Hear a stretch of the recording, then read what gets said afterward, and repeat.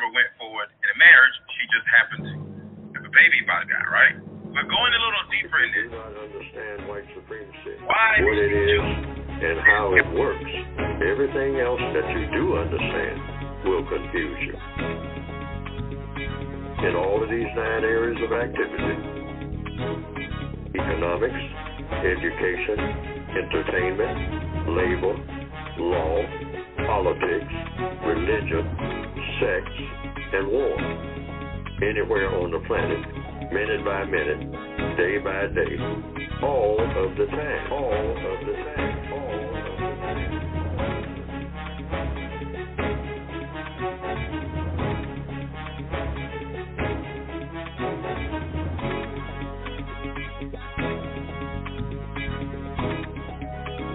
Host, Mr. Bobby.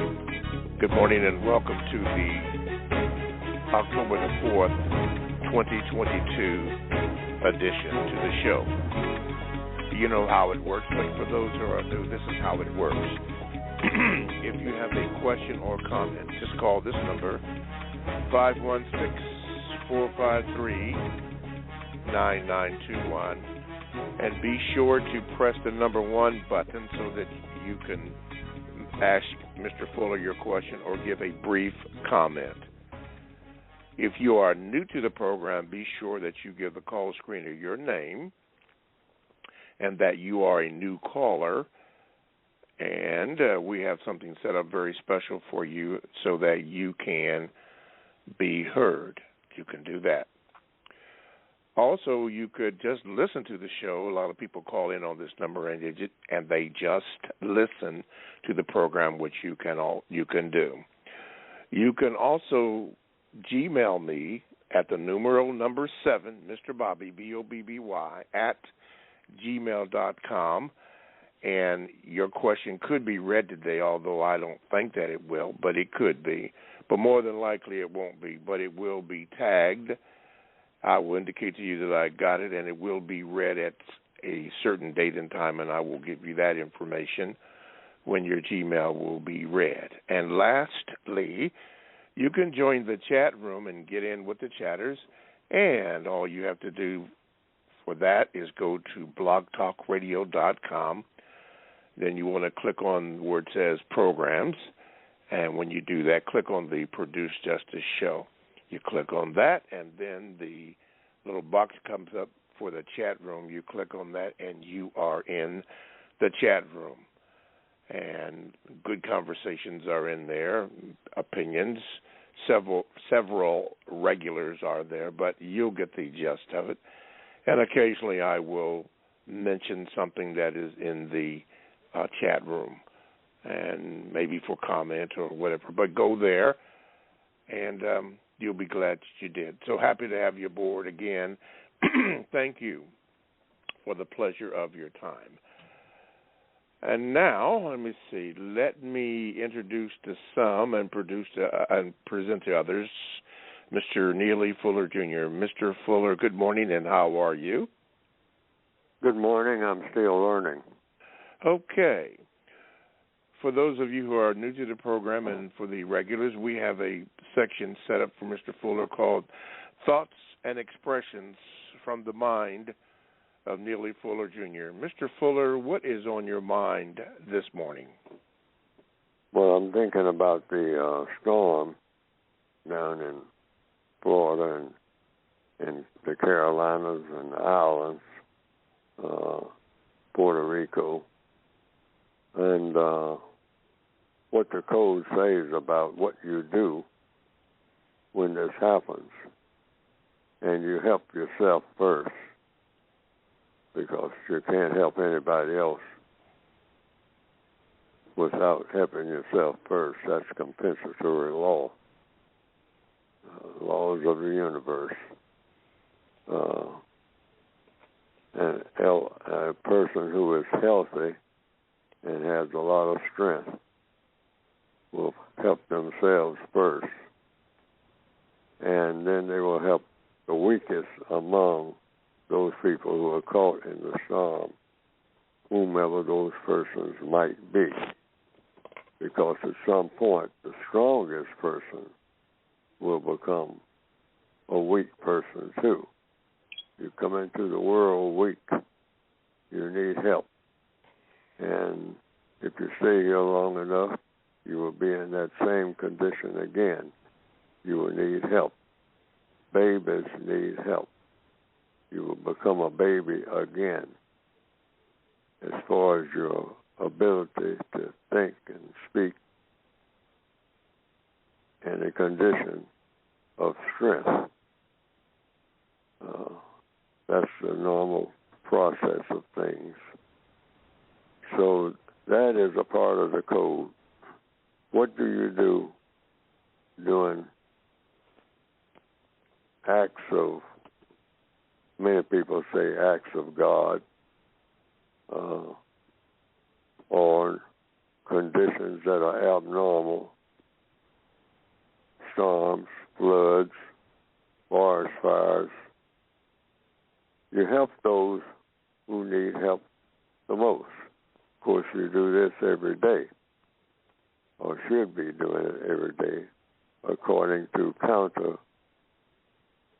racist logic and according to compensatory logic, just the laws that you should be abiding by. And I mentioned counter-racist logic because we're in a system of racism, and some people may have the idea that if you are going to help somebody, you don't help people who have abused you.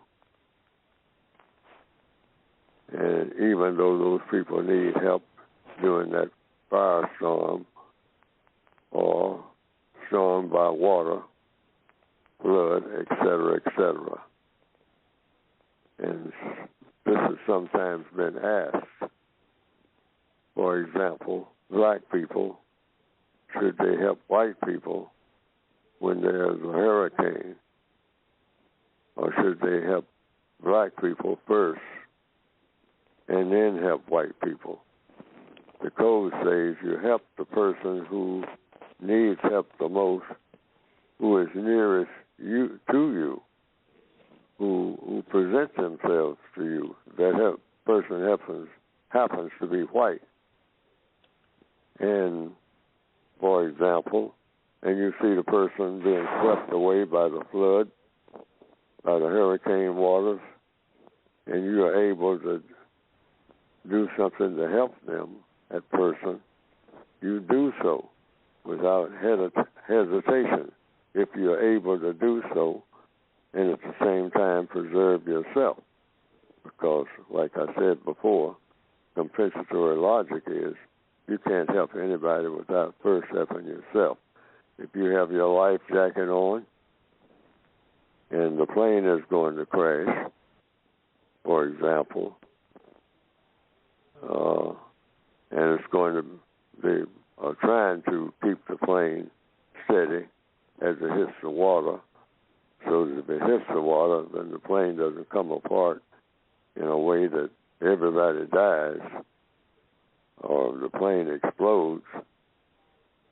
Well, the pilot usually has everybody, if they have life preservers that the people can wear, put around their necks. The passengers before then do just that. But the flight attendants will help the people put on their life preservers after the flight attendant puts them on him or herself. Because, like I said, the laws of the universe, you get yourself in a position of strength to help someone else. And then once you get yourself in a position to help yourself, then you can help the other person.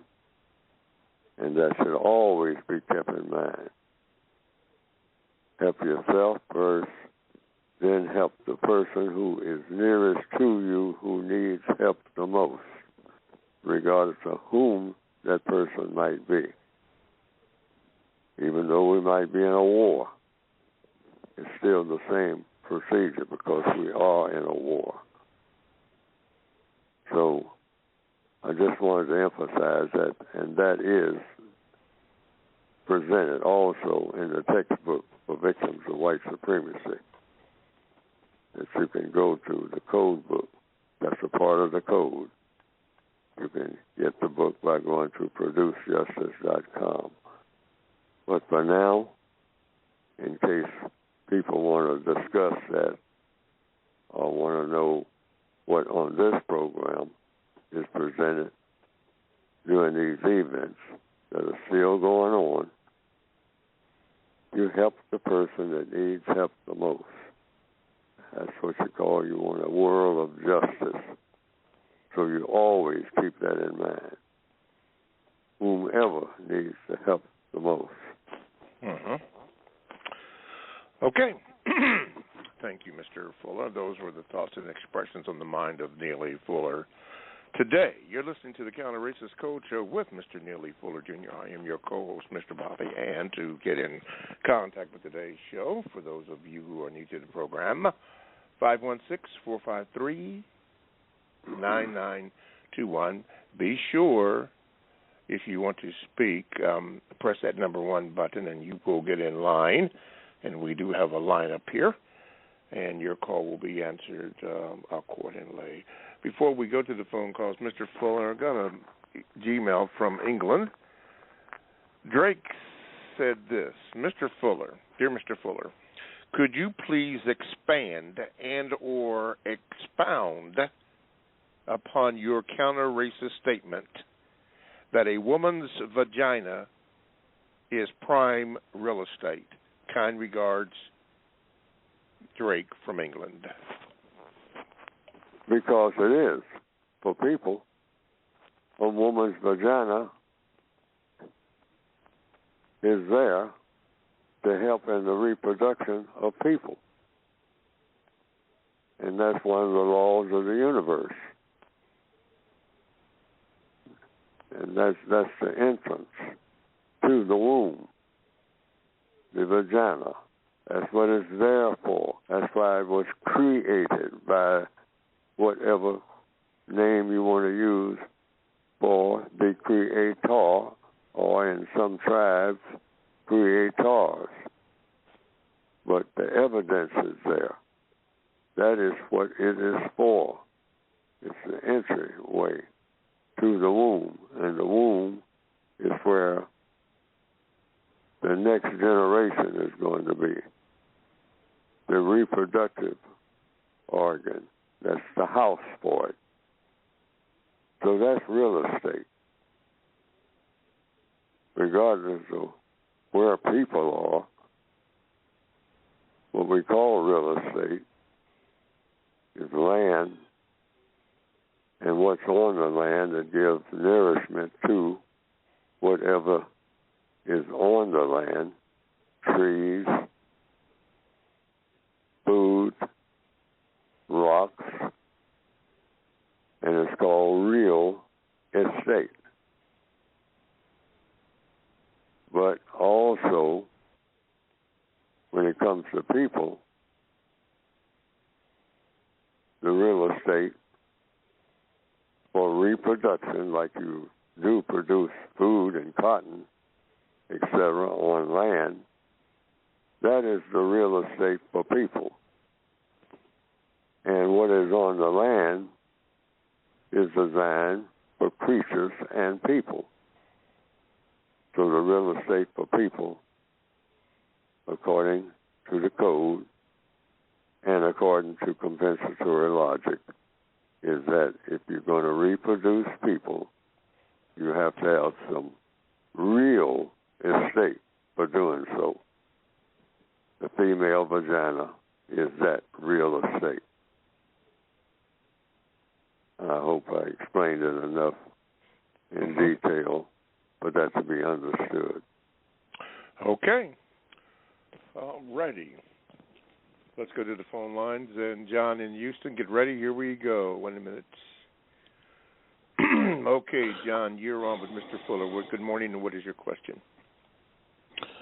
Grand risings, Mr. Bobby, and to the elder, Mr. Fuller, And Houston still has the same problem that everyone has, if I'm to answer the elder directly as he requested.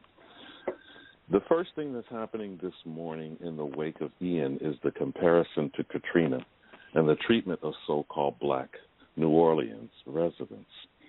If I'm to answer him specifically, would start with how we are lied to. And the biggest lie is the God is a white man, is Jesus, his son, is a white man. And therefore, white people are first and foremost in the system of white supremacy. To answer his question this morning about giving the help to that who is needed the most, if black by definition is the least, the last, the lost, the most inferior position in every society is those who are so-called black or designated in a black status. So it seems to me, if I am answering him, though I sound like I'm just doing a VGQ this morning, that black so-called people, victims of white supremacy, shall always be given, presumably, the help that is needed first and the help that is needed most. That did not happen in New Orleans, and that is now 17 years ago. We are now seeing in the way that the media is reporting, if you haven't noticed, Mr. Bobby, the violins are out this morning. And how dare that they left white residents and primarily the white elderly to suffer when they could have been given more advance notice than 24 hours for evacuation. So I'm not quite sure that I'm proposing a question. I'm trying to answer as the elder requested this morning as to who should be given the first help, the most help needed. And I'll wrap this way, Mr. Bobby. In the scripture, the first shall be last, the last shall be first. So who is the least, the last, the lost? And thank you for the time, both of you gentlemen. Have a wonderful morning. All right, John, and I'll keep you on. Thank you, John. Thank you very much. That's John out of Houston. Okay, let's go to Toronto, and I believe we have George here. Wait a minute. Okay, yes, George. Wait a minute. There you go, George. Good morning, and welcome to the program. What's your question for Mr. Fuller? Oh, hi, Mr. Bobby, and hi, Mr. Fuller. I guess one of the questions that I wanted to ask, Mr. Fuller did say at the beginning of the show that, you know, the person that needs most help, I mean, I get the idea that I'm supposed to help myself first before I can help the person that's next to me. But as a victim of racism, I'm not getting the most help. Like, I need the most help. But every time I try to go out and ask for help, the suspected white supremacists and their shadows, they try to undermine me. So, you know, I'm just trying to figure out ways of how to solve my problems without creating new ones. But the suspected white supremacists are always getting in my way. So I guess the question is if you're a victim of racism and the white supremacists keep giving you the same problems and you keep trying to solve them and the problems are still not being solved, I know we have the code book and we can create codes for each individual area of people activity. But I seem to be getting held back all the time. You know, I did call on the show previously, and I asked Mr. Fuller about racial shadow boxing confusion, and then I'm still experiencing that. I have non-white people who are being used by the suspected white supremacists, and they're used in ways that keep me from producing justice for myself. So, for example, have a situation where I was dismissed from my job without just cause, and I brought this attention to the suspected white supremacists who are in control of the area of labor, and I used the code to try to produce justice for myself, but then they continue to sideline me. So I'm wondering, Mr. Fuller, what can I do? You keep trying. You're a prisoner of war. So when you ask the prison masters for anything and they say no, you keep trying. And if one thing doesn't work, that's why it's called the compensatory code, you try to think of something else that will work. You just keep trying. Like the ant trying to take down the rubber tree plant, as the song says. You just keep on trying. You don't stop. That's the compensatory way. That's why it's called the compensatory code. And if you find something in the code book that will help, you use that. And if you try it and it doesn't work, then you go back to the drawing board. That's why I call the code book that I have produced a guide. I'm not saying it's a guarantee.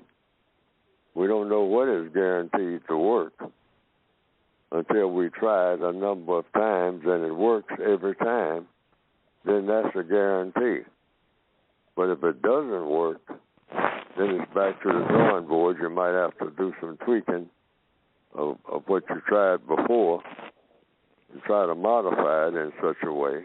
That's the compensatory way. That's what you mean by compensation. You can't, if one thing doesn't work, you might do something similar to that and try to make it work. And then if you keep trying a number of times and nothing that you tried is similar to what is suggested in the code book, then you try to come up in a compensatory way, making up for what's missing. That's what compensation means. You come up with your own code, another part of the code, because it's still, code just means a way of getting things done. And it has been proven, at least to the satisfaction of many people throughout the world, that, like the old saying, if at first you don't succeed, try again. If you get knocked down, you keep trying to get up. And trying to get up in such a way that, well, do I get up in a hurry? Think it over, before I get up, since I'm going to get knocked down again. And for an illustration, a person standing over you with a hammer, and they're just waiting on you to get up again or try to get up so that they can hit you when you're halfway up. See, so you measure that. You say, well, I'm going to stay down longer this time, even though I need help immediately. But I'm going to get battered to death if I try to get up in a hurry like I did the last 3 times.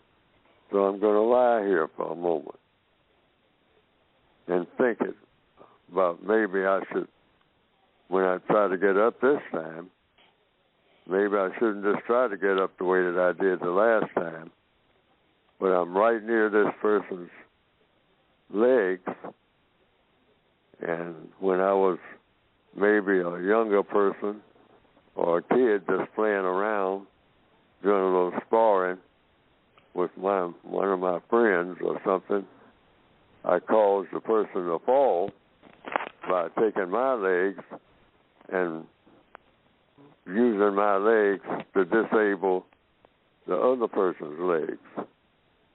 When I was a kid, I did it in a way that didn't harm them, but I can do it in a way that I can do harm to the legs, cause that person to fall, maybe the person will drop the hammer, maybe I can jump on them then, or whatever. I'm just giving that as an illustration.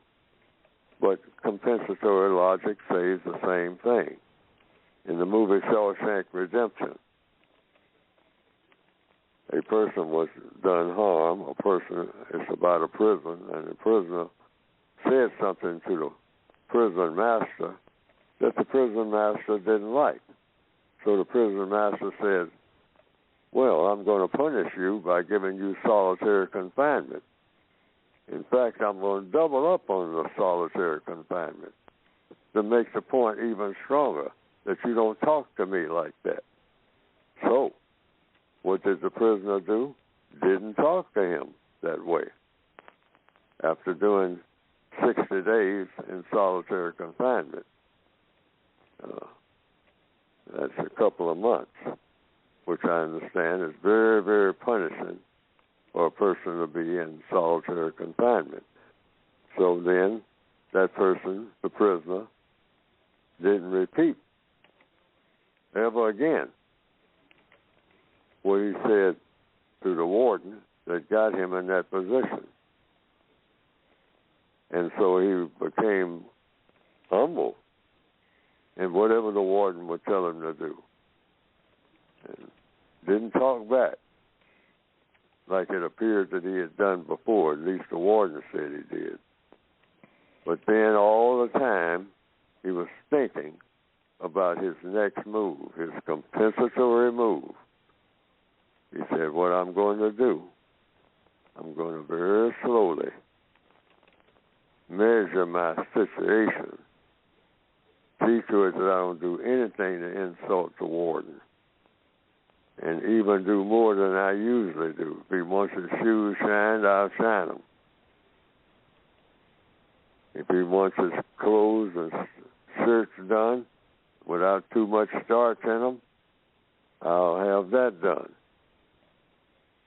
And I won't give him any trouble while I plan my next move, or my compensatory move.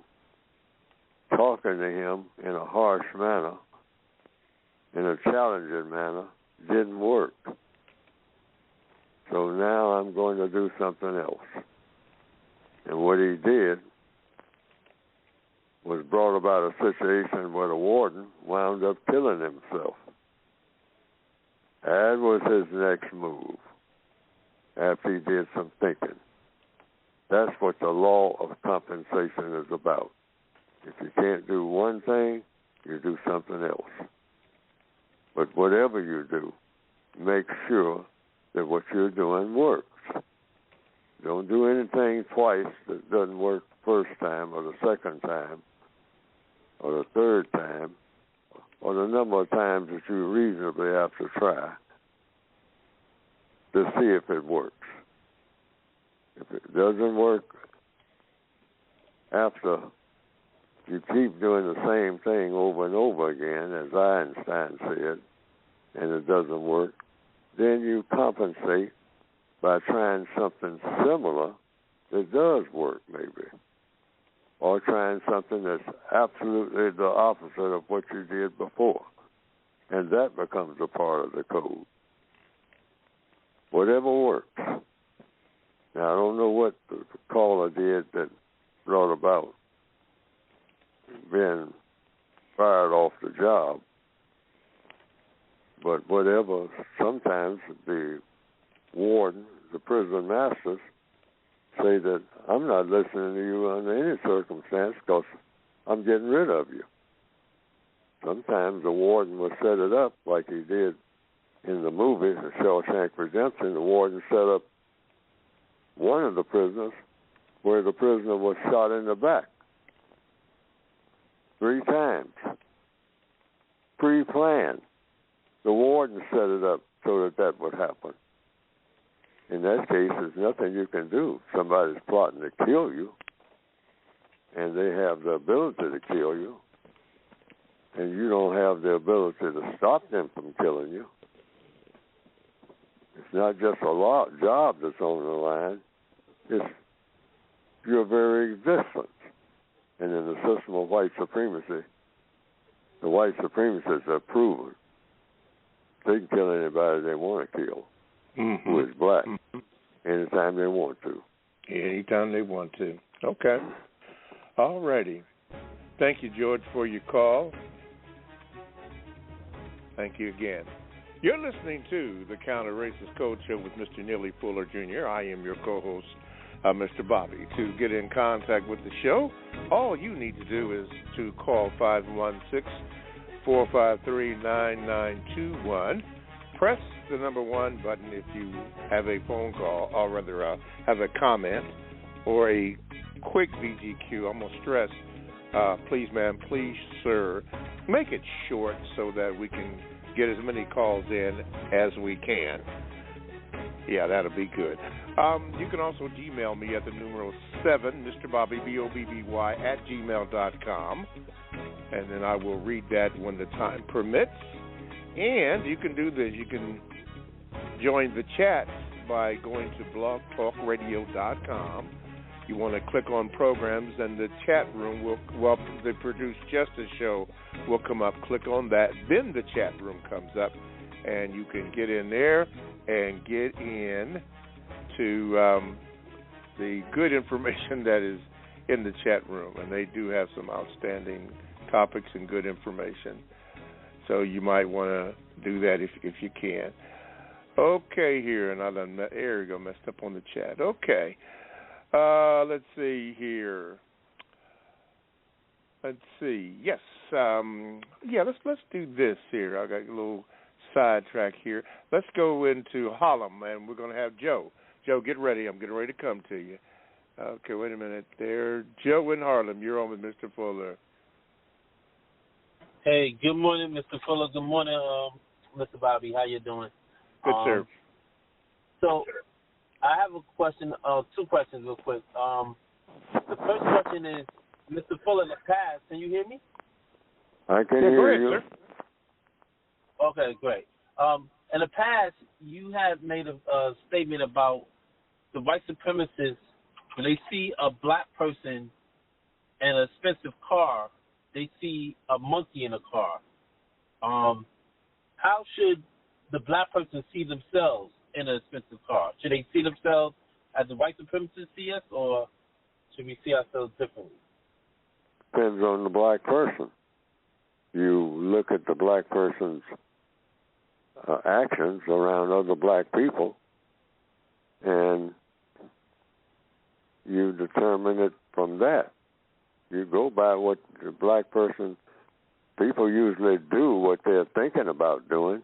A lot of black people kill a lot of other black people, want to kill as many of them as they can. They prove that. And that shows what their view is on black people. Black people get a gun and walk around looking for other black people to kill, imitating the white supremacists, because they think that black people that they kill ought to be dead. And they're doing it as we speak right now. We know that. We try to get away from it. The white supremacists set us up so that it's likely to happen wherever you find large numbers of black people bunched together. It is very likely to happen. That's what redlining and housing is all about. Put them over there among each other and don't give them much of anything, and their self-worth begins to decline, and they'll turn on each other. We've experimented with animals, and we know that. So we turn them into animals so that nobody, not even other animals, want to be around them. They don't even want to be around themselves. That's what we do. That's how we do it, for the most part. And every now and then we like to participate, kill a few of them ourselves, but we really don't have to, because we have them so highly trained, them, meaning black people, that we can train them to kill each other and want to kill each other and look forward to killing each other. Form committees in the form of what we call gangs, where they communicate nothing but killing each other, write songs about killing each other. Definitely not going to write one about killing me, all right? And if they do, so what? I laugh at it because I know they don't have the muscle. So in answer to the question, that's it. Sure. It's the individual black person. Other black people pray for each other, work with each other, try to support each other as best they can, and they do just the opposite. But then many black people try to do as much harm to other black people as they possibly can do, even when there's absolutely no reason. They're not put into a situation where they have to do that or think that they have to do it. But that's a part of the system of white supremacy. It manufactures that type of thinking, the system of white supremacy itself. Yeah. So the second question I have is, hello? Yeah, go ahead. I'm here. Quickly. Hello? Oh, yeah. So the second question I have a quick, right, I don't know if you've seen it, but right now they're showing a short series of Jeffrey Dahmer. And I remember one time that you mentioned that if white supremacy, racism was in a person or was the embodiment of a person, that Jeffrey Dahmer would be that person. So I mean, would you still claim that? I guess that's the question. He's an excellent example. He was mild-mannered. He knew how to talk to black people. And then he would slowly, by talking to them, get them to do things that he wanted done, like come and visit him at his place of residence, and then he would kill them and chop their bodies up, eat part of the bodies, and put the rest in refrigerators. And he got away with it for quite a while. Nobody ever suspected him. Now, when you think of white supremacy worldwide, that's an example of what you call the refined white supremacists. They know how to charm black people. He would charm them so much that he could sodomize, so-called sexual intercourse, the dead bodies before he chopped them up and put them in pieces in a refrigerator and in other containers that he had made himself and using chemicals and whatnot to keep the smell down for those parts of the bodies that he couldn't get into the refrigerator. But he would keep some parts in the refrigerator and take some parts out and consume them. In other words, I am a master over these people, and to the nth degree, to the extent that I will cannibalize and sodomize their dead bodies. But what I will need initially, I don't do it with a gun. I come that way a lot of times. But if I'm a real refined racist, I know how to talk to these people. I know how to charm them. They're so fascinated by me. Those black people are fascinated by me anyway. They have to be. Why is it they're in the shape that they're in, and I'm in the shape that I am as a white person? It must be because there's something lacking in them. They come looking for me when they want a job, when they want an education, when they want me to publish their new rap song. Mm-hmm. Okay. I guess I have answered the question. All righty. All right. Thank you there, Joe. Let's see here. Let's go to Terence. Let's see if I can get you in here. Terence? Let's see here. Okay, yeah. Okay, Terence. There you go. Terence, you're on with Mr. Fuller. Good morning. Hey, good morning to you. Good morning, Mr. Body, Mr. Fuller. Hope you're having a good day. My thoughts for the day, well, first let me turn in my homework. My CRT homework is criminalizing retelling of the truth. Okay. So I haven't turned in my homework for a while, so there it is. Okay. I'm looking at the seasons change, and here down in Tennessee, it's getting a little cooler, starting to get a little rain. The hurricanes and stuff are happening, and I was watching and looking at nature, and I'm a fan of nature, and I know that nature appears to be very coded to me. And so my question to you, Mr. Fuller, is nature a teacher of the code? Is it a possible ally to us in this fight?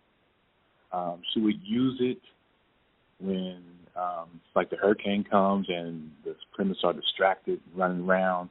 Is that our time to try to gain ground or be more coded? How is nature related to the code? Everything that works the way it works has a code. So you use the word nature itself. That nature is codified. A tree that grows out of the ground, and it does this all the time, over and over again. Same way, an oak tree, a redwood, a small bush, which is a tree, a bush full of berries. It's the same thing, over and over again. That goes according to a code. That's a procedure. Code just means procedure. And when you use that procedure, you get the same results every time you do it. And the body is coded. A creature's body, a person's body, goes according to a code. When a child is born, that's according to a code.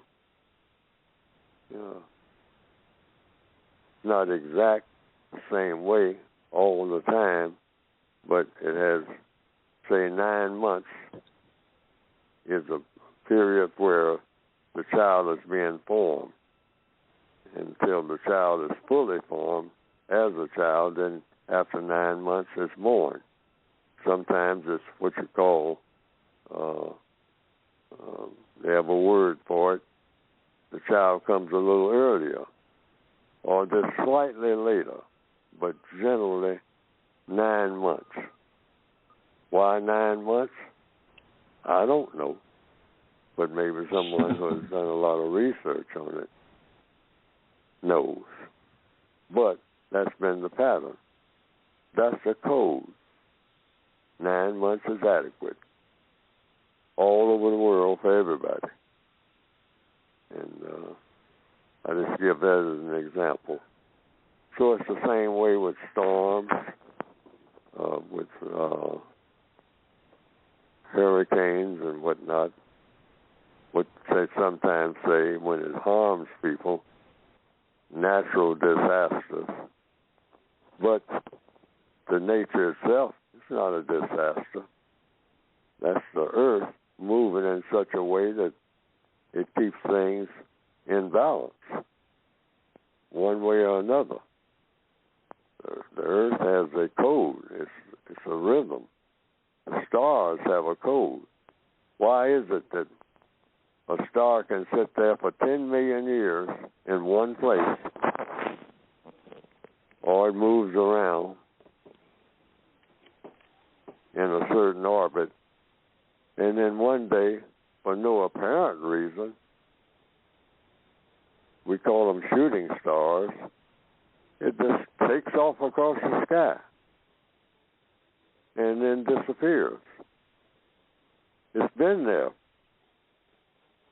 It's been sitting in that spot when you look through a telescope, and they estimate, whomever they are who have the skills to do it, say that star is at least 4 million years old. 4 million years. That's a lot of years. And then on this particular day, on a Tuesday in 2022, it just takes off across the night sky and then blows up after all those millions of years. Why? Some people say they know. Other people say there's no way to know. But we know that it happened. Somebody saw it happen. Now, I didn't know how long the star had been there when it came to myself.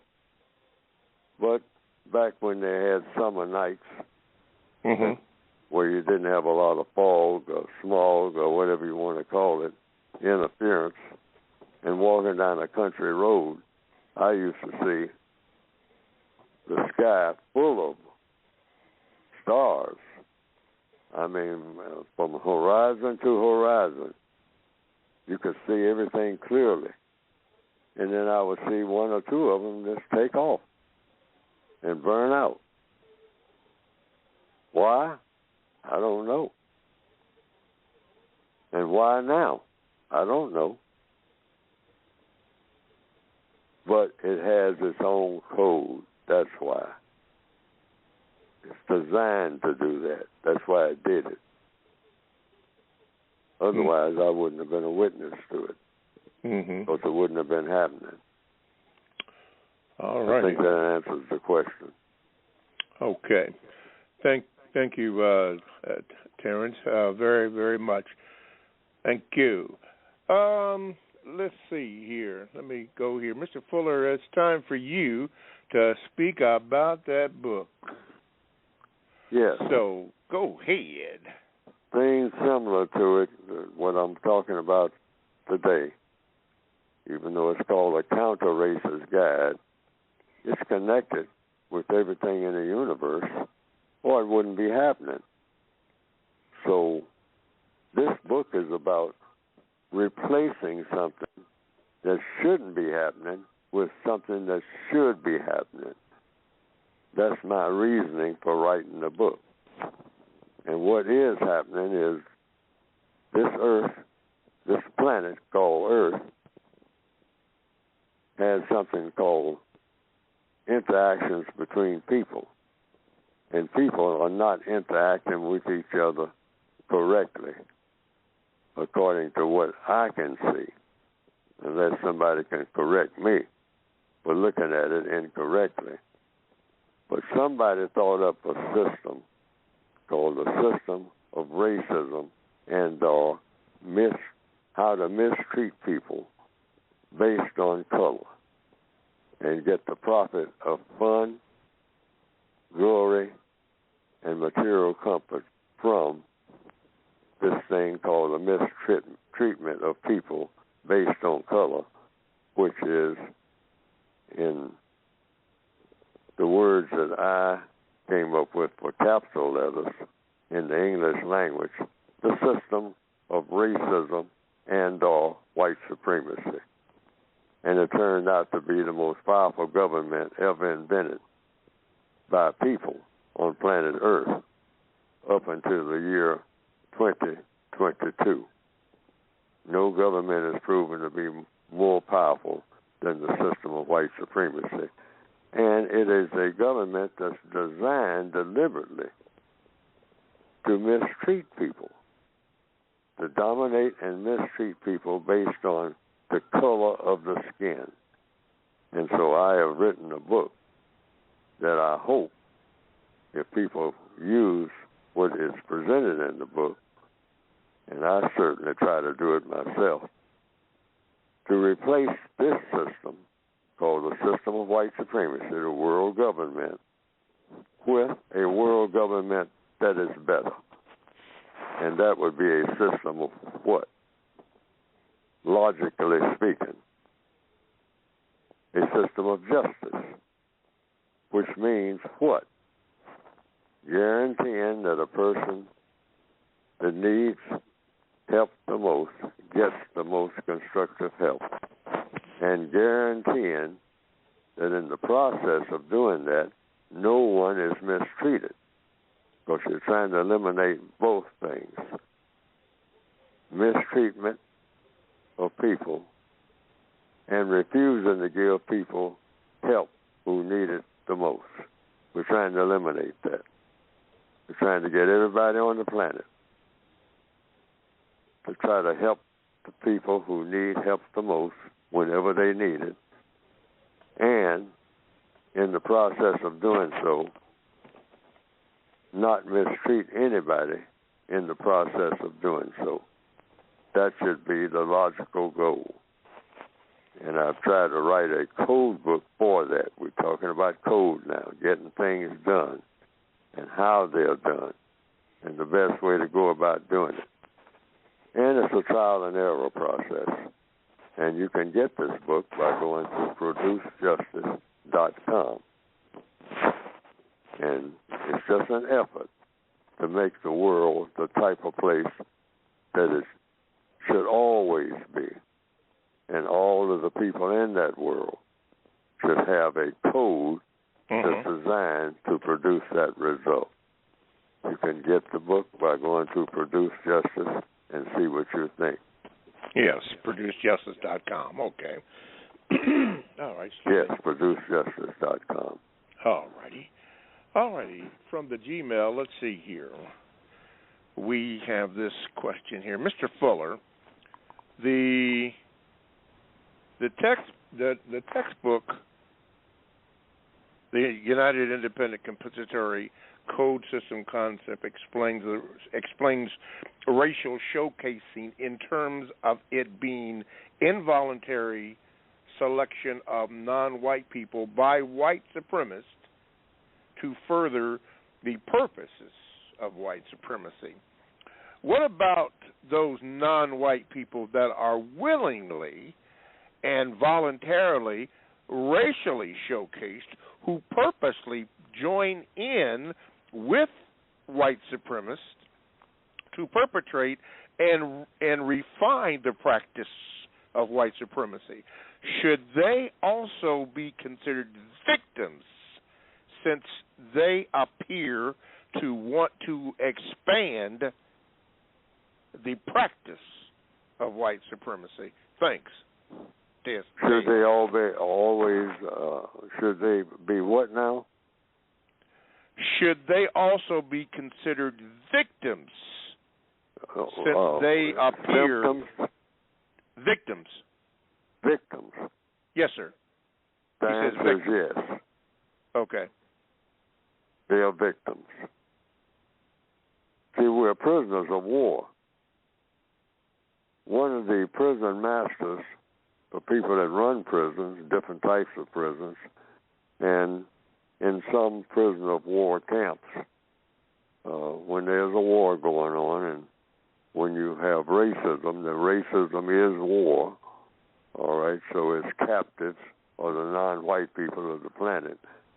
So when you are a prison master, like the white supremacists are, of the non-white people of this planet called Earth, they can pick and choose whatever prisoners they want to do whatever they want done, like slave masters who are prison masters. They can pick and choose certain non-white people, supremacists as slave masters, to even take up a whip and beat their cellmates, you might say. And this, or kill them, for that matter. Say, well, if you don't kill him, I'm going to kill you. It's very simple. Or I will reward you. I'll help starve you to death. In order for you to get some food, I'll have you punish other prisoners by whipping them. I don't feel like whipping them today. But I want 40 lashes of this particular person, your cellmate. And you are going to inflict the lashes. Now, suppose you don't want to do it. Well, I'll have that prisoner that I just told you to give 40 lashes, I'll have that prisoner take the whip and give you 40 lashes. Now, you all can discuss it among yourselves and say who's going to take the whipping. Because somebody's going to take it because I said so. That's why I say to the caller, you're victims. Once you're a victim, all types of terrible things can happen. And there's no point in trying to blame the other one and all like that, because the white supremacists determine what's going to happen. You can't determine anything as a victim. As long as you're a prisoner of war, all kinds of terrible things can happen. And if I say, well, my cellmate shouldn't be so weak-minded that he whipped me, I wasn't going to whip him, all right? But then the warden can say, oh, you're going to really show how obstinate you are, Fuller. So you're not going to whip your cellmate like I told you to? And you're going to take the whipping? And see, I might be the type of person that, hopefully I would be, but maybe not, who would take the whipping. And then the warden might say, oh, you took that whipping, and you took it. I mean, you stuck to your word. Well, we'll see about that, because you're going to get another one tomorrow from your cellmate. And then another one, and then another one, until you say you've had enough, which means now you're willing to whip your cellmate. Once you get repaired enough and strength enough to do it. Because I took a lot out of you by saying you think you're going to get away with it by doing it one time. You're going to do it every day until you kill him if necessary. And then I'll just pick another one for you to do the same thing to.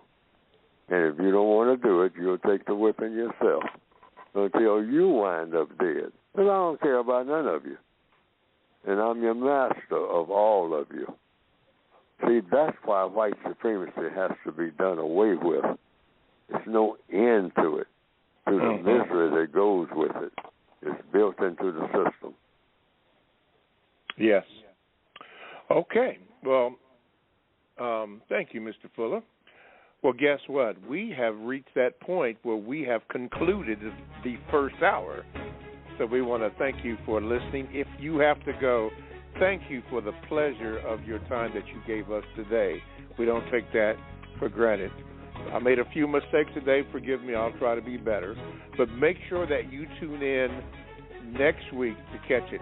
But for those who are for those of you who are going to stick and stay, don't go away, because we have another full hour of the Counter Racist Code Show with Mr. Neely Fuller Jr. So stay tuned, and that show will commence in about 10 seconds. Thank you for listening.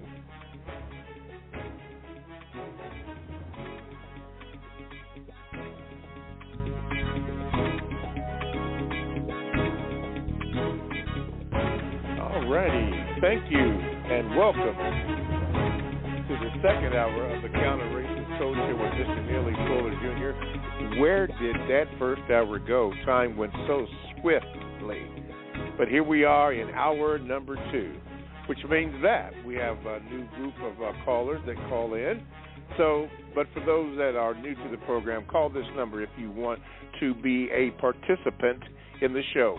Call this number, 516-453-9921.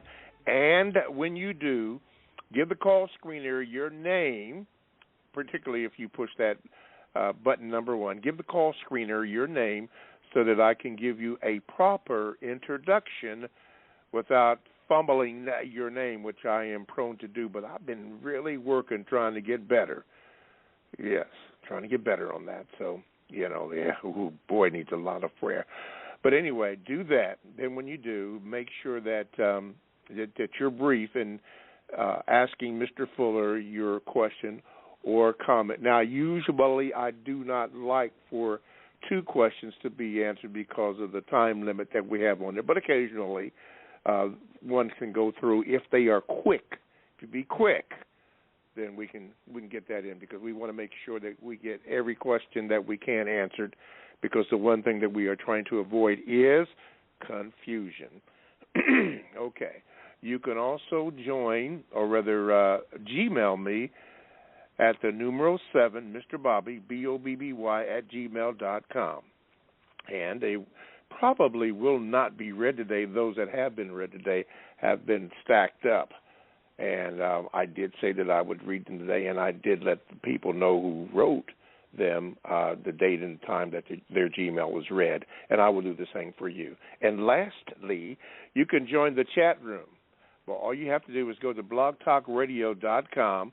Then you want to click on shows where it says the Produce Justice Show or programs, and you want to get the Produce Justice Show. And then when you do, then you click that on, and then the chat room becomes available for you to join or get in on the conversations. And they have some very, very good conversations in there. And if you're like me, you're still learning. Very, very good. I appreciate that, too, by the way. So thank you for all the callers. Okay.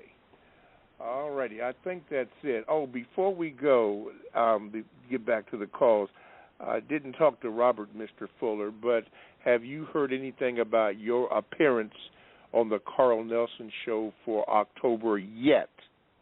No. Okay. The answer is no. Okay. They will inform me when that happens. Okay. All righty. So we are the baby in town today. I think that's it. Let's go to Dre. Dre, let me see if I can move over here and get you in. Okay, Dre. Yes. Okay, Dre. Good morning. Yes. Good morning, gentlemen. Mr. Fuller, I was listening to one of your old interviews, and I heard that you said you had children. I'm a father myself. My children are babies at the moment. And my question to you is, when did you introduce the topic of racism to your children, and when do you feel like it'll be an appropriate time? When do you suggest would be an appropriate time to introduce the topic of racism to my children so they're not confused and unenlightened about what's going on out here? Well, the standard time is when they start asking questions about it. That's when they're willing to listen for the most part. That's when anybody is willing will learn best, when they have questions about whatever the subject matter is, because it shows they're interested. If they want explanations for things, that's the best time. When they notice on the ball team that they were passed over for being on the team consistently, even though they kept asking how come they can't be on the soccer team or the baseball team or something. Things like that. Or anything that comes up that they have questions about. And that's questions about anything, not just about racism. The best time to explain things to people are when they are willing to sit and listen, because most people, regardless of age, don't want to be dictated to.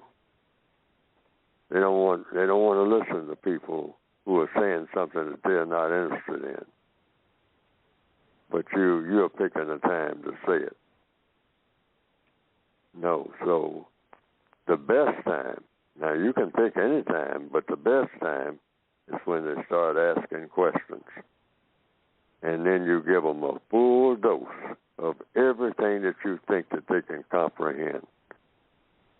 Make sure that you've got plenty of time to sit down and explain it, what this is all about. Give them the background for it, everything that you know that you think might be of help, so that the person is what? Well informed. First time around, when they ask questions, but always answer anybody like I try to do on this show and in the textbook. Try to explain things in such a way that the person understands what you're saying. Fully. Have a full understanding. Otherwise, you have what? Something that you definitely want to avoid. You have confusion. And when you're talking about racism to anybody, racism in particular, but any subject, generally speaking, but racism in particular, and it doesn't make any difference about the age of the person. When they are ready to learn it, you try to give them the full treatment. I mean, the whole background. Bring it right up to date of what all of this is all about. I think it's Confucius who said that. When a person asks him a question, he tries to tell them everything that there will ever be to know in answer to that question that he has the answer to, so that there will not be any, well, now, what about this and what about that? Give them everything that you know that they can comprehend. That's the procedure. Okay. That's the codified procedure. Okay. Did you get that, Dre? Yes, sir. Also, what I meant by, letting them know at a certain time. That way, they don't go out here and then a situation happens and then they're frustrated. If they go out here and an incident occurs and I just didn't let them know because I was waiting on them to come to me, like you said, and then they're frustrated, like, would that still be an appropriate time to just tell them whenever they're ready? No, you give them. That's why I say tell them everything that you know about it. You can't tell them what you don't know, but everything that you know about. If they want to talk about racism, you tell them everything that you know about it. Everything, the whole history of racism. If they got time, make sure you got plenty of time, and you give them the full dose so that they don't have what?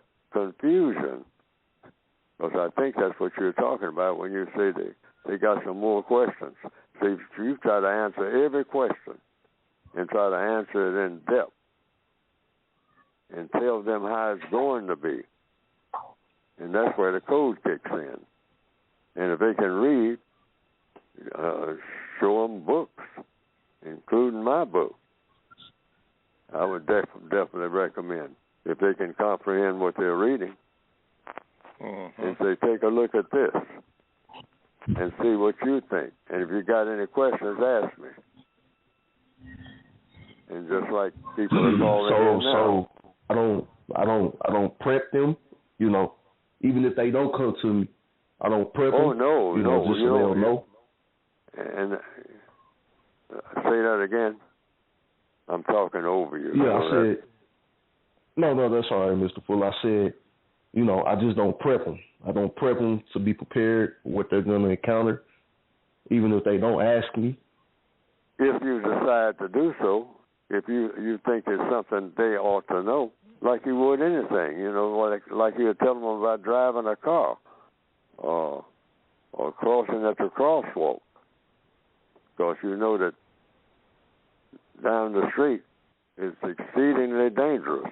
Now you know that, and you see other people, other children, young people crossing at that place where the fatality rate is notorious, and people, committees in the neighborhood have tried to get them to put up a sign and all like that, or put a crosswalk there, because 5 and 6 people die every year trying to cross that particular place in the neighborhood. And so you alert them to that, even though they weren't aware of it. You saw them do it one day, and you weren't aware that they were crossing there. So you told them, don't cross there no more. Whatever you can see, you alert them. But the best time is not when they're saying ho-hum and all like that and tuning you out when you're trying to talk. The best time is when they ask you questions. And you seize that time and tell them everything. That's when you try to take special time. But up until then, you can prep them on anything you think they need to know right now, so that they don't get frustrated early. They'll say, yeah, my father told me this was coming. Yeah, they told me this is what they do. And give them a little bit of the time. Anything that you think is dangerous or think that they ought to know, not only about race, but about anything. If it comes to your mind and say, it's about time I tell them about this right now, because I see where they're headed. In other words, don't get in that car with those guys that carry guns all the time. Don't get in that car. Something that you don't want to happen is going to happen sooner or later. Every time they pick you up, there's 3 of them in there. Always 3 of them in there, and all of them are packing guns. Now that's a sign that something may be out of order. They're packing guns illegally. They always want you to get in the car. No, don't get in the car. I mean, with people carrying guns illegally, just don't get in the car, period. Find some other way to get transported. All righty. All right, thank you. Thank you, Dre, for your call there. We're going to move on. Mr. Fuller, I've been asked, and I'm going to ask you also, but I've been asked about the COVID booster, and I was also asked to ask you. I'm going to go first. The answer to that question is yes, I have been boosted up. Matter of fact, I got my second booster, or whatever it is, last Tuesday. But that's for me. I wouldn't recommend you do that unless you do your own research. That's me.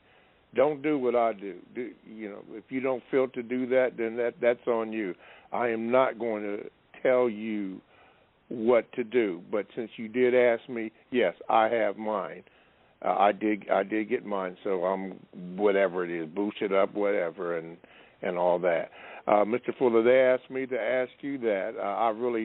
I'm kind of uncomfortable in asking you that, but I'm going to ask you that anyway because I said that I would. Have you been boosted? Yes, I have. Okay. But I recommend the same thing for everybody else, and that is use your own judgment because it's a roll of the dice. But just about everything that goes on in the system of white supremacy when it comes to black people has a question mark. See, we are prisoners of war. Keep that in mind. I'm telling the whole world that. If you're a person of color, you are a prisoner of war. And as a prisoner of war, you can expect all kinds of ugly things to happen at any time. Period. Yeah. That's the nature of being in a prisoner of war. That's the logic of it. Anything that shouldn't happen might happen at any time. Name anything that should not happen. And you being a victim of the system of white supremacy and in a prisoner of war capacity, don't walk around expecting anything to happen that should happen. Wake up in the morning and go to bed at night. You say, well, that's like, living your whole life like you're under siege. Well, you are. Yes. So that's the reality. Don't be surprised at anything that happens that shouldn't happen. Yes, sir. If you're black on this planet, I'm making it very explicit. Yes, Don't sir. be surprised at anything happening to you or to somebody that looks like you that shouldn't happen. Ever. Don't be surprised. Don't say, I didn't think that would happen. I didn't think they'd do that. You always think something ugly is going to happen. Exactly. If it hasn't happened today, it's going to happen in the next 15 minutes into tomorrow. But always expect it. Yes, now, sir. hope for the best and work for the best. But yes, expect anything to happen that should not happen if you're non-white on planet Earth in 2022. Yes, sir. Because the white supremacists always want something ugly to happen. Yeah. Always. Yes, sir. They get enjoyment out of ugly things happening. Yeah. And Mr. Fuller, with your permission, I'd like to make just a small statement about that, if I may, please. Hopefully, it's okay with you. I say that because it might be disturbing to somebody else who may be listening, but I didn't think that I was getting ready to post something on my page about the photos of Emmett Till. His mom requested that they keep the casket open, and because she wanted the world to see what they look like for what he had allegedly done.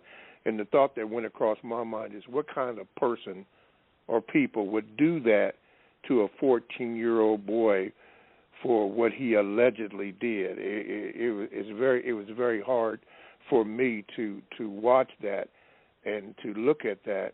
And when I see what happened to Rodney King and George Floyd and others, even in this area here in Central Ohio last week, the same thing still goes on. It just bothered me. Anyway, that's my 2 cents.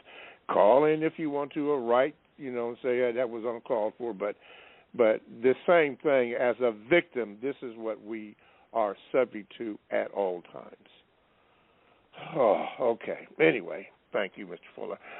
Drake said, thank you for answering his question. And he really appreciates. That's Drake from the UK. Okay, let's go right here. George, you have a follow-up question? Let me see if I can get you in here.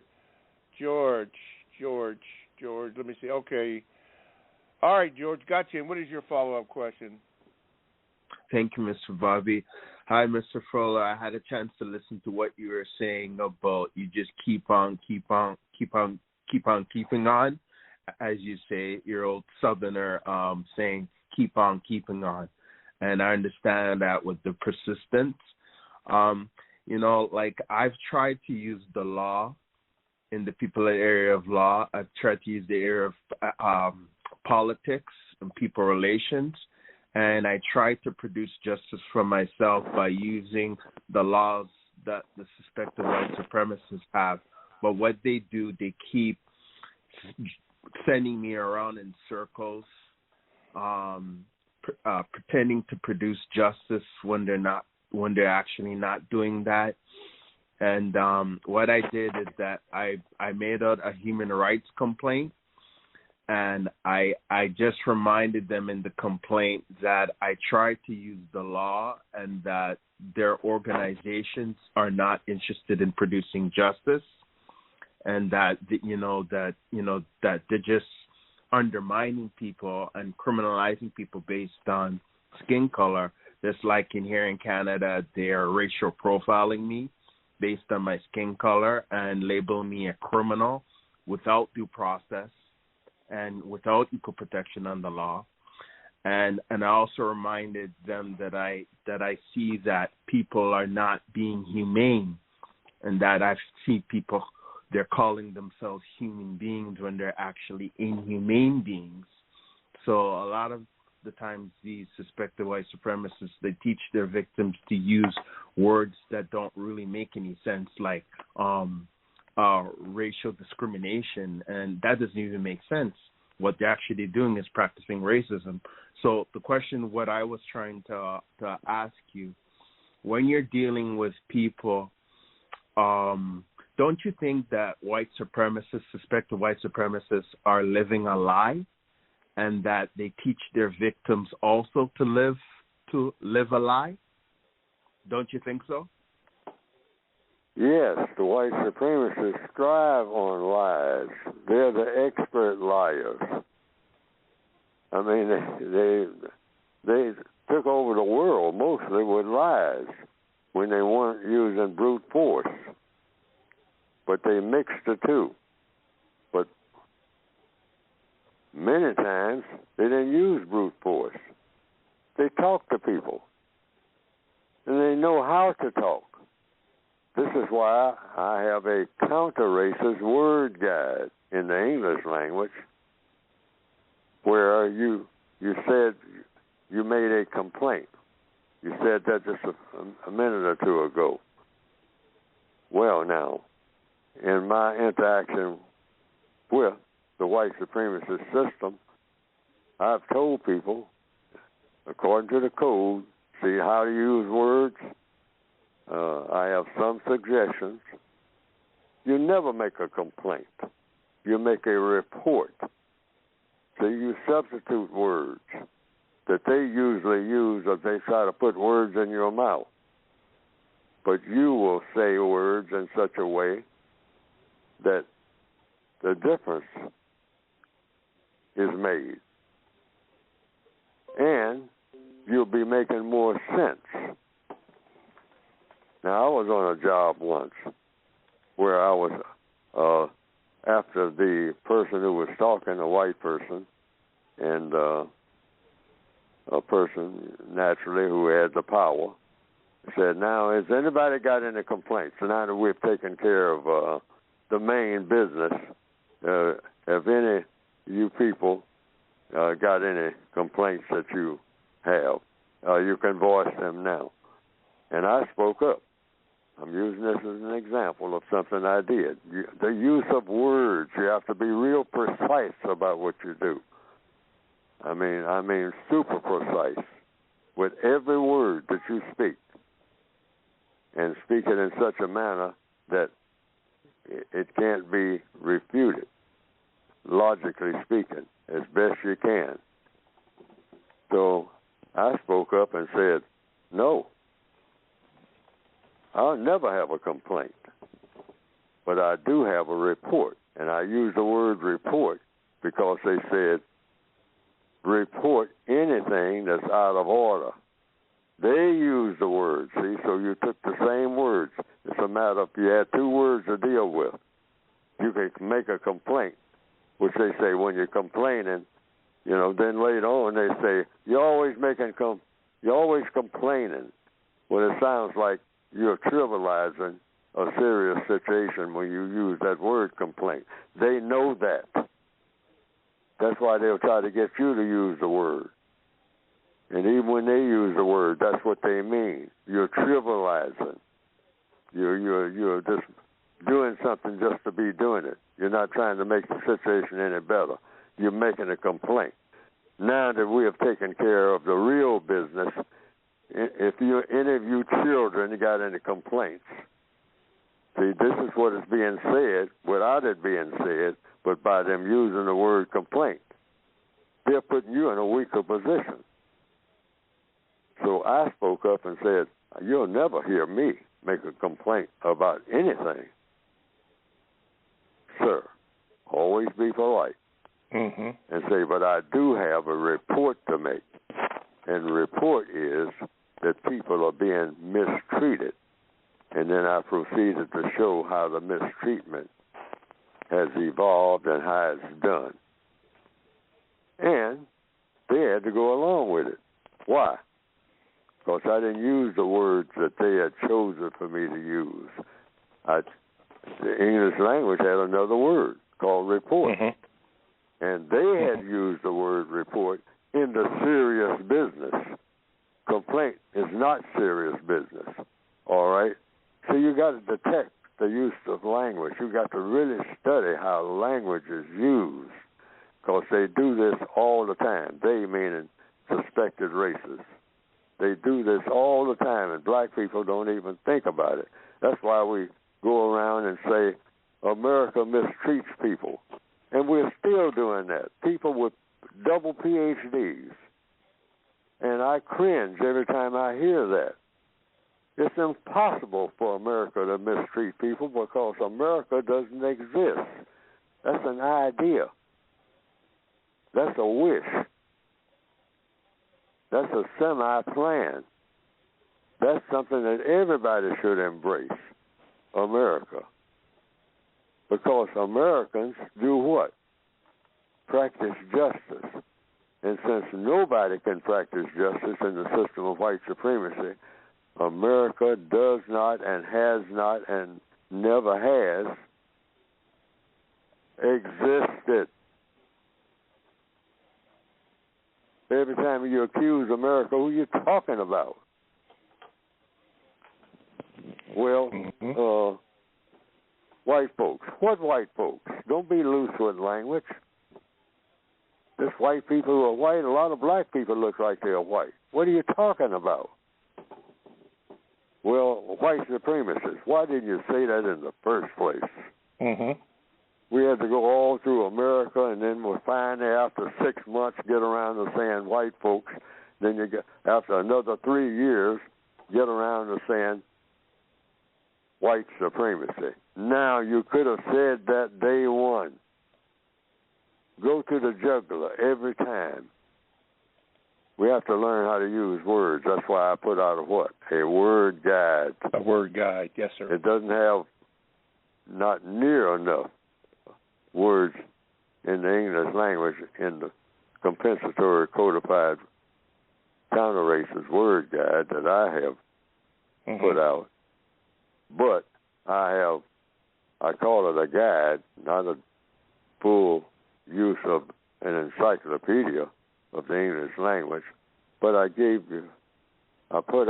produce some words, show the reader how to use them and how not to use them as examples, so that you can then take that as a launching pad for thinking of how you will use words from now on. Pay attention to every word that you use, and pay attention to every word that everybody else uses, and study them. I don't care if you study one word for 6 months, like I do sometimes. One word, 6, 8 months, as long as it takes to find out the best use of that word. Words are tools. Yes, sir. So you want your tool chest to be full of words that work for you, not against you. Mm-hmm. All right. George, thank you for your follow-up question. Mr.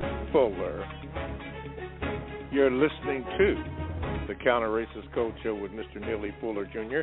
We thank you for listening. And if you'd like to get in contact with today's show in our last 30 minutes, just call this number, 516-453-9921. If you have a question, press the number 1 button. Give the call screener your name, and it'll come up on my screen, and you'll get in line, and hopefully Mr. Fuller can address your questions.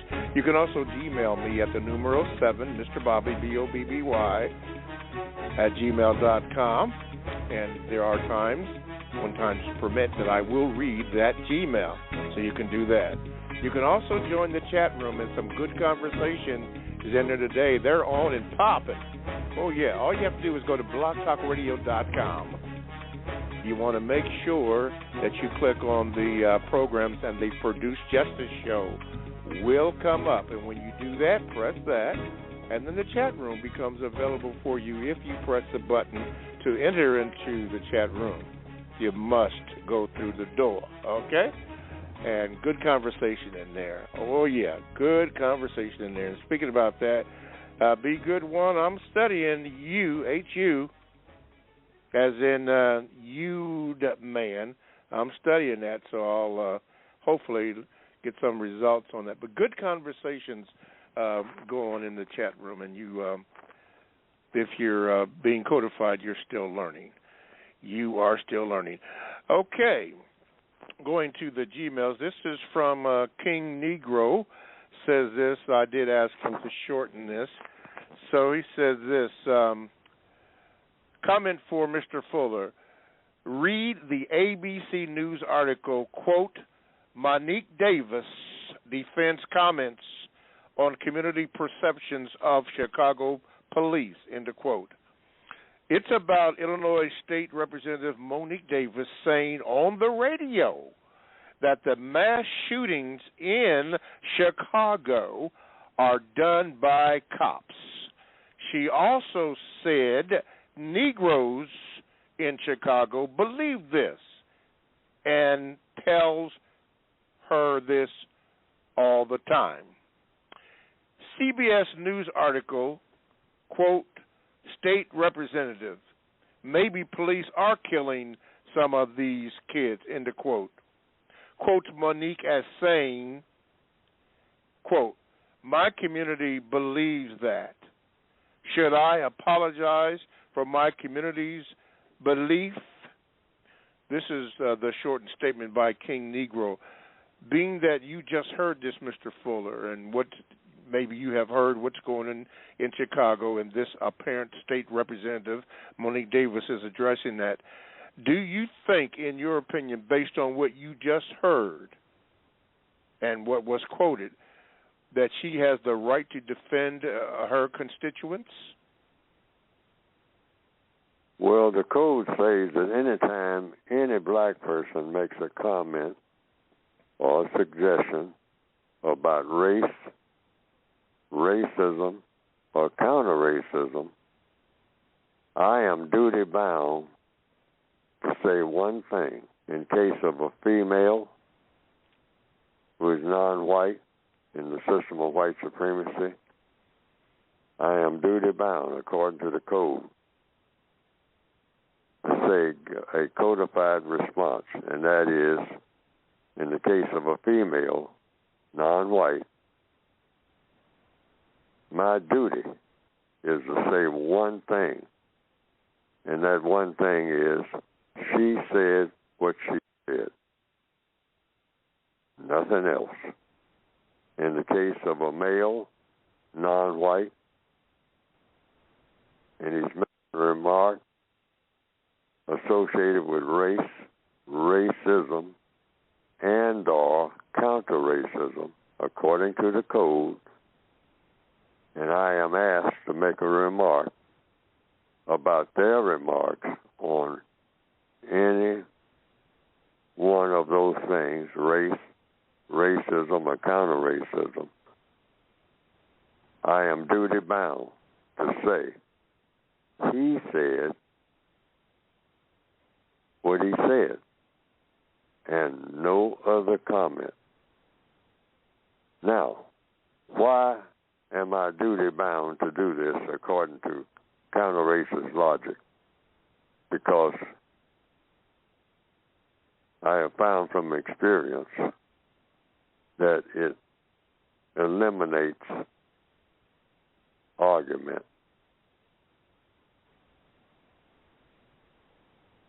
Black people get into arguments with each other about what black people, one black person says about race, racism, or counter-racism, and usually it leads to arguments. And arguments do not produce what? Constructive results. So I have found by using that phrase all the time, it's a great relief from having to talk, and talk and not produce any constructive results from whatever remarks I might make. And that's at meetings or any place else. Mm-hmm. So remember what it is. He said what he said. She said what she said. That's all I can say, because they're talking about race. That's another victim of white supremacy, talking about their view of race, racism, and our counter-racism. And I am not to make any comment about what another black person's view is or what their stand is, other than to say, if they make a statement, other than to say they said what they said. And no matter how you might be tempted to make a criticism or even to agree on what was said, it's best just to say just that. Why? That comes under what you call VGQ, Victims Guaranteed Qualification. They're qualified to say anything they want to say about their victimization or the victimization of other victims. They're qualified to do that, just like I'm qualified. I make my statements, I give my viewpoints, and to keep down what? Arguments. You can say just that, and that's the suggestion right out of the code, too, for everybody who is classified as non-white in the system of white supremacy. Whenever any non-white person says something about race, racism, and or counter-racism, including, say, for example, a black person stands up and says, ain't nothing wrong with racism. We need it. Because black people ain't got no sense, so white people are supposed to lynch them and shoot them down in the street. Yeah, and that includes me too, and members of my family. Now, suppose a black person says that on the air or at a meeting or anywhere. I'm duty bound to listen to that, and if I'm asked to make a comment, I say, he said what he said. And that's it. That's what codification is about. Having everything in place for every situation. What to say, what not to say. What to do, what not to do. Based on what? On what works. That's what. Okay. 516-453-9921. That person in the 647 area code, don't forget to give the call screener your name. I see it blank right there. And by the way, anybody that's listening, you may want to go into that chat room because it's on and it is really popping now. That's going to blogtalkradio.com. Make sure you go to the Produce Justice Produce Justice Show, and then click on that, and then the chat room becomes available. And get up in there and, woo, have mercy. Okay, Ray, Dallas, get ready. I'm getting ready to get you in here. Okay, there you go, Ray. Good morning. Good morning, Mr. Bobby. If there's time, I have two questions. Mr. Fuller, is there any constructive value for victims of white supremacy being able to establish and maintain eye contact with the white supremacists during all interaction? If it works, you can look at the ceiling every time you do it. If it works, if you make eye contact and that works and produces what? Those two words that you want out of anything that you do or say or anything anybody else does or says, rather. If it works how? To produce two words, constructive result. That's all you want out of anything that happens, anything that's said or done. And if rolling your eyes at the ceiling, if that produces a constructive result, then do the rolling. Get it rolling. All right? If looking down at the floor, if not looking at all, turning away from the person, if that works best, do what produces the constructive result. That's all you want out of any move. Any kind of move that you make, if the result is constructive in something that you do or say, something that the other person does or saying, because everything is about doing and saying, everything. But the main thing that you're looking for, the really only thing that you're looking for, according to the code, constructive results. Okay. If anybody proposes anything to you, you say, what's going to be the constructive result? Mm-hmm. Okay. Now, page 171 and 172 touches on that. It has to do with wants, because everybody wants something. Mm-hmm. And whatever a black person does, or any person really, you should want constructive results. Never non-constructive results. Always constructive results, if you have the correct intention. Of course, like the white supremacists, when it comes to non-white people, they never want constructive results of any kind. Mm-hmm. They want results, but they don't want them to be constructive if it's going to help to make non-white people the quality of people that they should be. Mm-hmm. All right. What's your second question, Ray? Quickly. Mr. Fuller, why are intimidation tactics used in the system of white supremacy? Why what? Intimidation tactics. Why do the white supremacists use intimidation because tactics? The white supremacists, intimidation works, making a person timid who is trying to do the correct thing, trying to get constructive results. Yes, putting fear into you. That's intimidation. So if you want to subordinate a person, you put fear into them.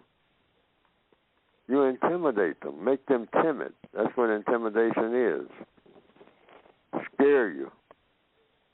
You'll lose your job. You'll lose your house. You'll lose your life. This is the threat. So that you will do what? Obey me. Obey you in doing what? Whatever I want you to do, and it's something that's not going to help you, but will help me. Help you to do what? Sir or ma'am. Talking to the white supremacists now, or within the framework of white supremacy. Help the white supremacists be stronger and you become weaker. That's what the white supremacists want. So intimidation helps do that.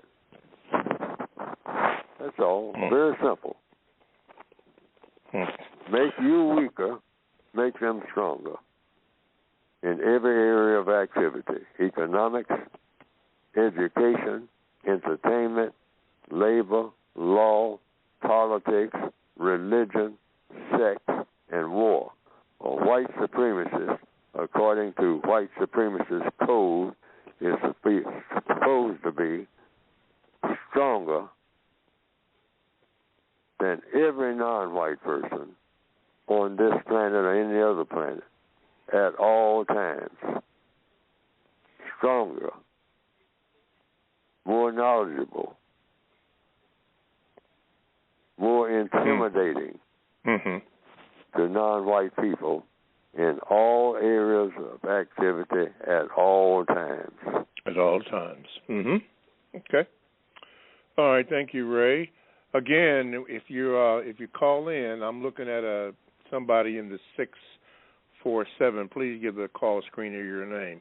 In the meantime, and in between time, let's go to Estelle, Mojave Desert. Get ready, Estelle. Okay. Buffering. There you go. Good morning. Morning. Is this? Oh, I'm on air. Okay, Mr. Fuller, Yes. Mr. Bobby. Yes. I know, and I'm going to try read this. I just have a statement, one question.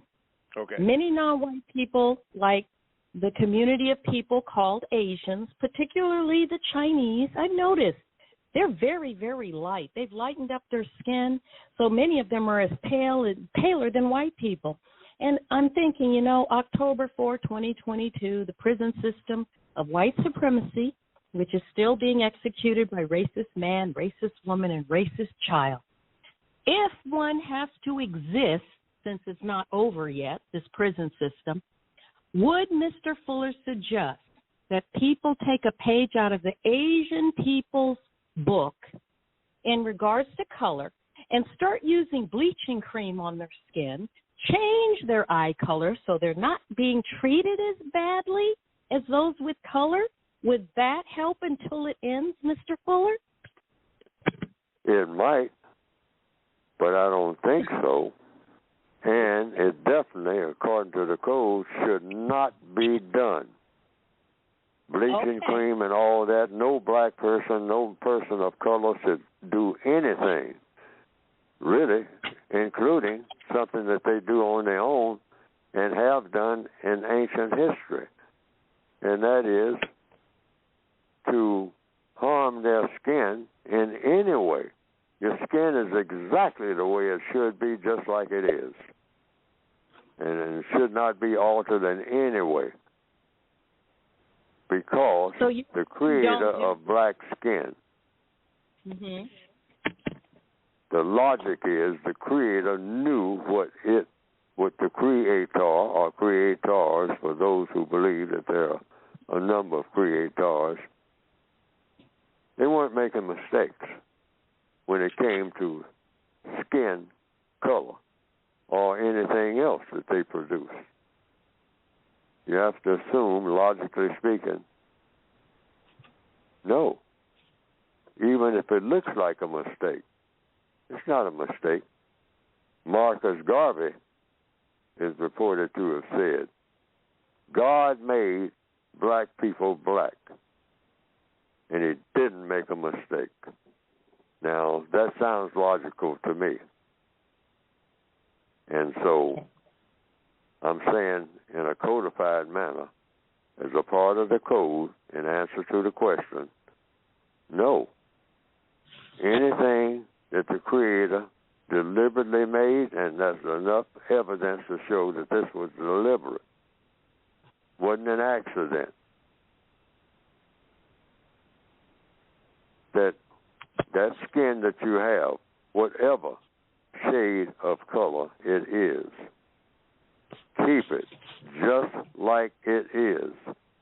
And it is my recommendation, based on logic, don't blemish it either with tattoos of any kind, even though a lot of people, paint their faces and all like that. But if that's the way you communicate with people, some people have to communicate that way, certain signals. You add certain things, but try not to do anything that's permanent to your skin. Your skin is already made just the way that it's supposed to be according to logic. Keep it that way. And you don't be proud of it. And you don't be ashamed of it. Any more than you're proud of your ears or your hair or your toenails. You're not proud of them.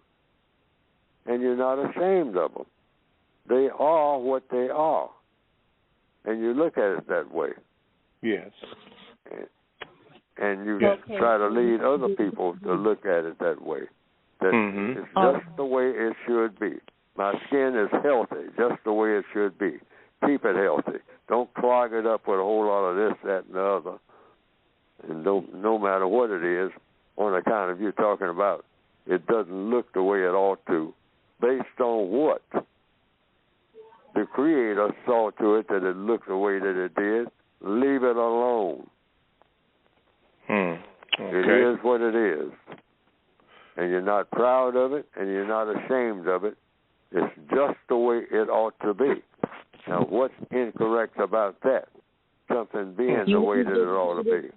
I guess you won't get treated as badly if you are less with this color than if you have more of it. No, but you're damaging yourself. But you're damaging yourself in the process. See, just like the white supremacists will say, well, you should have been born a female, but you weren't. You were born a male. But I want to alter you, or you ought to alter yourself, because you really should have been a female, but you were born a male. And they're doing all kinds of things. The white supremacists believe in artificial. They make food artificial. You go into the grocery store, and everything just about in there is artificial. Phony food, fake food, not nourishing at all. But they say we make it look good, and they do, depending on what you mean by looking good. How can it look good and it's poisoning you? Yes, sir. Thank you, Mr. Fuller, and thank you, Mr. Bobby, for taking the call. All righty. Yeah, appreciate your call. Before we wrap it up here, Mr. Fuller, does the term, or have you ever heard of the term, paralysis by analysis? Yes, I've heard that. What does that mean to you, Mr. Fuller, paralysis by analysis? Well, when I heard people use it, I asked, which is the codified procedure. When a person says something and you don't understand what it means, you ask, what does that mean when you say what you just said? Because different things, the same thing might mean different sayings might mean different things to different people. So you always ask if you want to know. So I've had people who use the term explain it.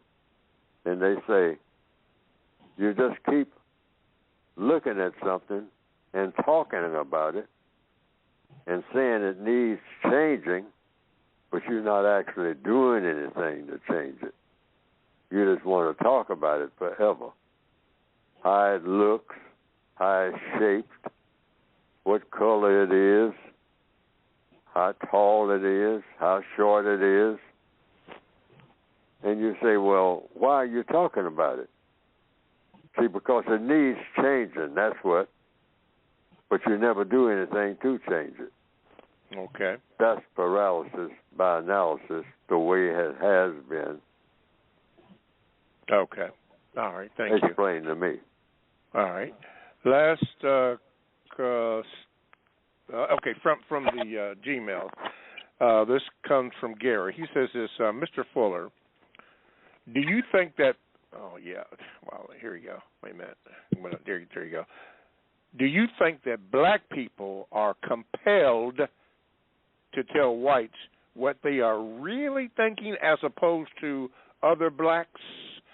Like with the Buffalo attack, where they were telling the CNN reporters exactly how they felt. Black people were telling reporters exactly how they felt. Well, I guess if they want to use the word felt. And do I think that this is correct? It says, do you think that black people are compelled to tell whites what they really are thinking as opposed to other blacks? Oh, according to the code, I'd have to ask every individual black person who is asked something what they think about what happened. Well, he asked you in the form of this question. Oh, I don't know, except the code requires me to take them at their word, whatever they're saying. But what their motivation is for doing it, I would have to ask the individual black person, because black people, after all, are individuals, like people are individuals.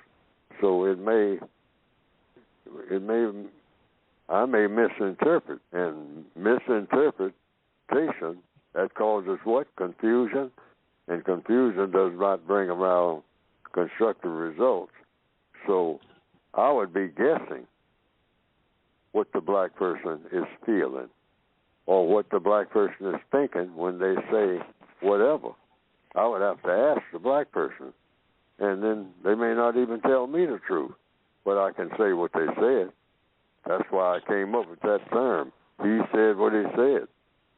She said what she said. Now, what the motive was and what they were feeling and what they were thinking or what they were really thinking or what their plan was, I don't know. Unless I ask the person. I can ask the person, well, what is your plan? That's one I can always go to. Okay. Yeah. Do you have a plan? And the person can say yes or no. And then I can ask for details about that. And the person might say, I'm not going to tell you. I'm not going to tell you what my plan is. Well, you got your answer. That's why I say all problems are solved. I want to end this session again on this. Every problem in the known universe is solved through the process of what? Questions and answers. Always be ready with the next question. Not a comment. The next question. If you don't come up with the final answer that you're really searching for, just keep asking questions until you finally ask the final question and get the final answer. That's if you're going to go in the outer space or you're going to order a sandwich in a restaurant. You come in with a question. Do you have this? Do you have any bean sandwiches? Yes. Vegetarian sandwiches. And you want yes or no. You either have them or you don't. Well, what do you have? That's another question. And then the person can tell you who is selling sandwiches. Or they might say, we don't have any sandwiches at all. Well, now you got your answer to that about the sandwiches. All righty. Well, guess what? We have come to the end of the hour. Man, the time goes so fast. So thank you, callers. Thank you very much for the pleasure of your time. Thank you, Mr. Fuller, for your answering the questions and being here so we could all still learn. Don't forget, everybody, get all the books at ProduceJustice.com. And Mr. Fuller, you get the final word. Go ahead. Well, that's the final word. Go to the textbooks for victims of white supremacy if you can afford to get them. I know it's a steep price on that, and I know these are difficult times, so you take that into consideration too, even in buying my book. Don't buy my book if you got to jeopardize somebody in the process yourself. Buy it only if you figure you can afford it at this time. In the meantime, I'm trying to get the price down. All right. ProduceJustice.com. All right. Thank you, Mr. Fuller. Thank you, callers. We hope to see you next week. Thank everybody. Thank you, Mr. Fuller. All right. Bye.